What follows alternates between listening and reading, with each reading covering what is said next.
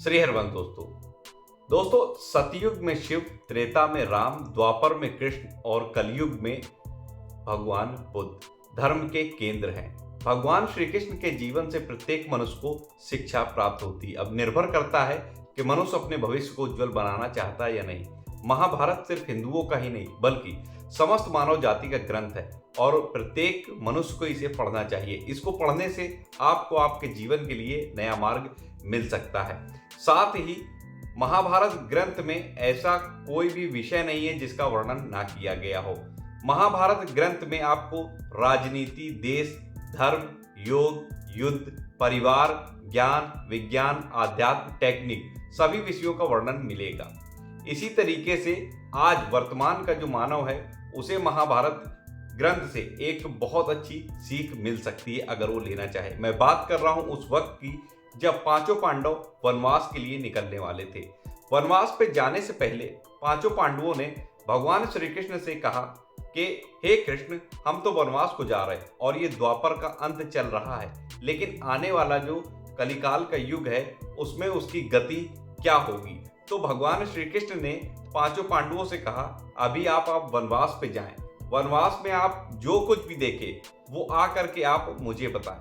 तो जब पांचों पांडव वनवास के लिए निकले तो उन्होंने जो चीज देखी वो देख करके आश्चर्यचकित रह गए। अब उन्होंने वो क्या चीज देखी और उन्होंने भगवान श्री कृष्ण को क्या बताया, भगवान श्री कृष्ण ने जानने के बाद उन्हें क्या रिप्लाई दिया, ये जानने से पहले, आगे बढ़ने से पहले अगर अभी तक इस वीडियो को आपने लाइक नहीं किया तो लाल बटन दबा के सब्सक्राइब करें चैनल को, हिट बटन को दबा के वीडियो को लाइक कर दे, कमेंट में जय श्री कृष्णा जरूर लिखें। अब पांचों भाई जो हैं वो वन में रहने लगे। वन में रहने के दौरान चार भाई एक दिशा में चले गए और युधिष्ठिर अकेले भ्रमण पर जब निकले तो युधिष्ठिर ने जो देखा वो देख करके वे एकदम आश्चर्यचकित रह गए। युधिष्ठिर ने देखा कि एक हाथी के दो सूंड थे जिसको देख करके वे भौचक्के रह गए और सोच में पड़ गए। इसी तरीके से अर्जुन भी भ्रमण पर निकले हुए थे जंगल में और उन्होंने एक पक्षी को देखा। उस पक्षी के पंखों पर हमारे वेदों की जो ऋचाएं थी वो लिखी हुई थी, लेकिन जो चौंकाने वाला दृश्य था वो ये था कि वो जो पंछी था वो मांस का भक्षण कर रहा था। ये देख करके अर्जुन भी एकदम आश्चर्यचकित रह गए और सोच में पड़ गए कि आखिर ये पंछी के पंख पर तो वेद की ऋचाएं लिखी हुई हैं, लेकिन ये मांस का भक्षण क्यों कर रहा है। अब दोनों भाइयों की तरह यानी कि युधिष्ठिर और अर्जुन की तरह भीम भी भ्रमण पर निकले हुए थे। भीम ने जो चीज देखी वो चौंकाने वाली थी। भीम ने देखा कि एक गाय ने एक बछड़े को जन्म दिया और जन्म देने के बाद वह गाय बछड़े को इतना चाट रही कि उसका जो बछड़ा है वो पूरी तरीके से बुरी तरीके से लहूलुहान हो गया। यह देखकर भीम जो है वो चौंकन्ने से हो गए। उन्होंने ये सोचा कि आखिर कोई भी माँ यानी कि कोई भी गौ अपने बछड़े को जन्म देने के बाद आखिर इतना कैसे चाट सकती है कि उसका बछड़ा जो है लहूलुहान स्थिति में पड़ गया। इसी तरीके से जो सहदेव थे वे भी भ्रमण पे निकले हुए थे, लेकिन सहदेव ने जो चीज देखी वो एकदम हिलाकर रख देने वाली थी। सहदेव ने देखा कि 6-7 कुएं हैं जिनमें पानी भरा हुआ है, लेकिन जो बीच का कुआं है वो अत्यधिक गहरा है, लेकिन आखिर उसमें पानी क्यों नहीं है। ये एक सोच का विषय था जो कि सहदेव के दिमाग में एक प्रश्न को खड़े किए हुए था। अब नकुल ने जो चीज देखी वह भी आश्चर्यजनक घटना थी।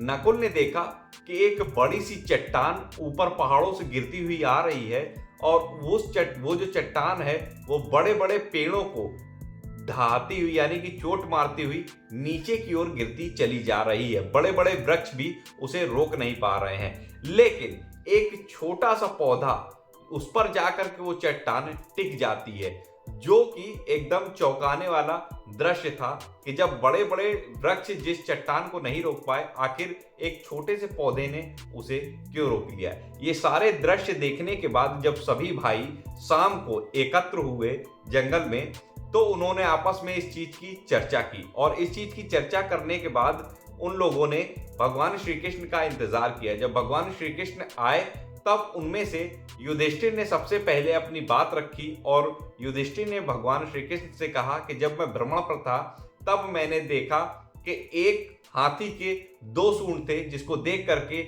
मैं आश्चर्यचकित रह गया। माधव, आखिर इसका अर्थ क्या है? अब भगवान श्री कृष्ण कहते हैं, हे युधिष्ठिर, अब तुम कलयुग की सुनो।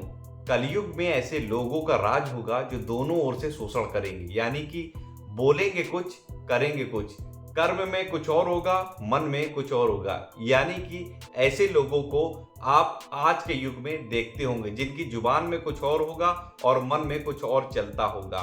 ऐसे लोगों को कपटी कहा गया है, और ऐसे ही कपटी लोग आपको आज के इस कलयुग में हर तीसरा व्यक्ति कपटी ही नजर आएगा। साफ स्वच्छ मन का व्यक्ति हजारों में कोई एक आपको देखने को मिलेगा। ऐसी बात भगवान श्री कृष्ण ने युधिष्ठिर को बताई और बोली कि उनका राज आने से पहले द्वापर के अंत में अभी तुम पांचों भाई अपना साम्राज्य स्थापित करके राज कर लो। इसी प्रकार अर्जुन कहते हैं, हे माधव, मैं भी जब भ्रमण पर था वन में, तो मैंने देखा एक पंछी की पंखों पर वेद की ऋचाएं लिखी हुई थी, परंतु वो मुर्दे का मांस खा रहा था। इस बात को सुनकर भगवान श्री कृष्ण कहते हैं, हे अर्जुन, कलयुग में आपको ऐसे ही लोग देखने को मिलेंगे जो ज्ञान और ध्यान की बातें करेंगे। चर्चा तो ज्ञान की करेंगे, लेकिन आचरण उनके राक्षसी होंगे। ऐसे लोग इंतजार करेंगे कि कब सामने वाला व्यक्ति मरे और अपनी संपत्ति मेरे नाम कर जाए। इसी तरीके से संस्था के जो लोग होंगे वो इंतजार करेंगे कि कब संस्था का अधिकारी मरे और इस संस्था, ये जो संस्था है वो मेरे नाम पर हो जाए। कब कोई व्यक्ति मरे, अपने पद से हटे और उस पद पे मैं काबिज हो जाऊं या वो पद मुझे मिल जाए। यानी कि कलयुग में पद और धन के लोभी आपको बहुतायत मिलेंगे, कोई बिरला ही आपको संत पुरुष देखने को मिलेगा। ये भगवान श्री कृष्ण ने द्वापर युग के अंत में ही पांचों पांडवों से कहा था। अब इसी तरह भीम भी कहते हैं, हे कृष्ण, जब मैं भी वन में भ्रमण पर था तो मैंने भी एक आश्चर्यजनक घटना देखी, जिसमें मैंने देखा कि एक गाय ने अपने ही बछड़े को जन्म दिया और उसके बाद वह बछड़े को इतना चाटती है कि बछड़ा लहूलुहान हो जाता है। तो भगवान श्री कृष्ण कहते हैं कि भीम, कलयुग में प्रत्येक मनुष्य शिशुपाल होगा। वह अपने पुत्र और पुत्री से इतना मोह करेगा कि उस मोह के कारण उस पुत्र या पुत्री का विकास नहीं हो पाएगा और मोह माया में ही फंसकर वह बच्चा अंत में बर्बाद हो जाएगा। दूसरे का पुत्र अगर साधु बनेगा तो हजारों लोग उसके दर्शन करेंगे, परंतु अपना पुत्र अगर साधु बनेगा तो वे इतना रोएंगे और विलाप करेंगे कि अब मेरे बेटे का क्या होगा। इस मोह माया में बांध कर ही वे अपने पुत्र का या पुत्री का विकास नहीं होने देंगे और अंत में वह बेचारा अनाथ होकर के मर जाएगा। इस बात को सुनकर भीम बड़े आश्चर्य में पड़ जाते हैं। वास्तव में तुम्हारे पुत्र बहुओं की अमानत है और पुत्रियां जमाइयों की अमानत है। तुम्हारा यह शरीर मृत्यु की अमानत है और तुम्हारी ये आत्मा परमात्मा की अमानत है। वास्तव में इसे जान लेना ही सबसे बड़ा सत्य है।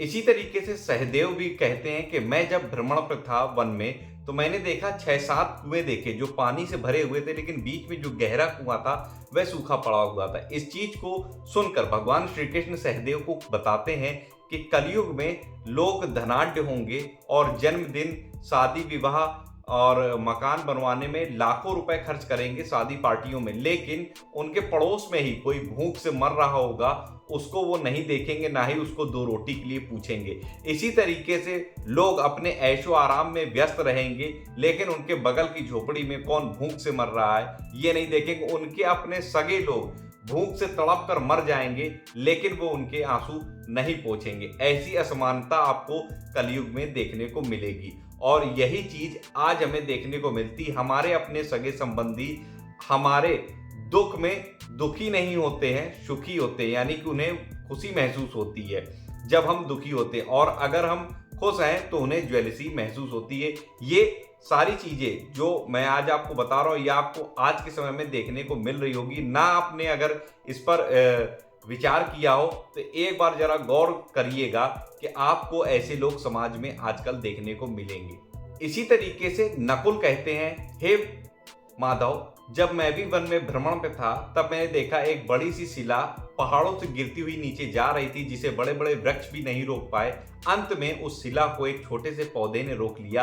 आखिर इस आश्चर्यजनक घटना का तात्पर्य क्या है? तब भगवान श्री कृष्ण कहते हैं कि हे नकुल, ये जो कलयुग है, कलयुग में मनुष्य का जो चरित्र है वो पतित होगा, मनुष्य का चरित्र नीचे गिरता जाएगा। पैसे और सत्ता के बलबूते मनुष्य अपने पतन को नहीं रोक पाएगा, लेकिन कलयुग में केवल हरि नाम, हरि संकीर्तन ही मनुष्य का पतन होने से रोक सकता है।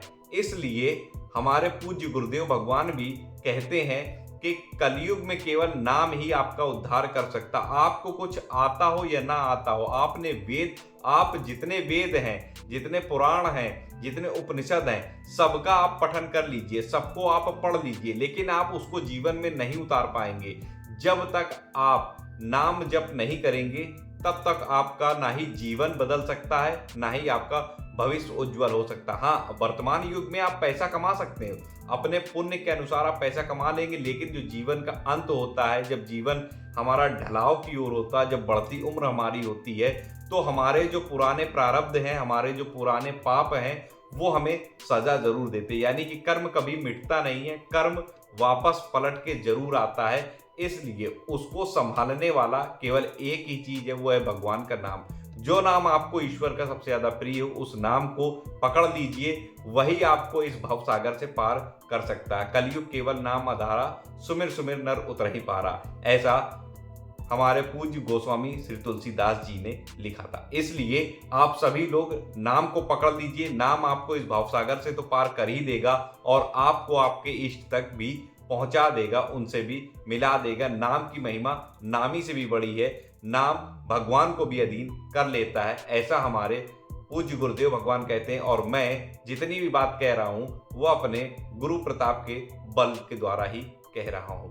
आशा करता हूं वीडियो आपको पसंद आया होगा। वीडियो पसंद आया हो तो लाइक करिए, चैनल पर नए हैं लाल बटन को दबा के सब्सक्राइब कर लीजिए, बेल को ऑल पे सेट कर दीजिए, ताकि आगे भी ऐसे नॉलेजेबल आध्यात्म से संबंधित वीडियोस जब भी अपडेट किए जाए उसकी नोटिफिकेशन सबसे पहले आप तक पहुंचे। कमेंट में जय श्री कृष्ण जरूर लिखिएगा। मिलता हूं अगली वीडियो में नई जानकारी के साथ, तब तक राधा वल्लभ श्री हरिवंश। और हाँ, एक रिक्वेस्ट और है आप सभी से, आप सब भी अगर श्री जी के भक्त, हमारे श्यामा जी के भक्त हैं, इस वीडियो को शेयर जरूर करिएगा।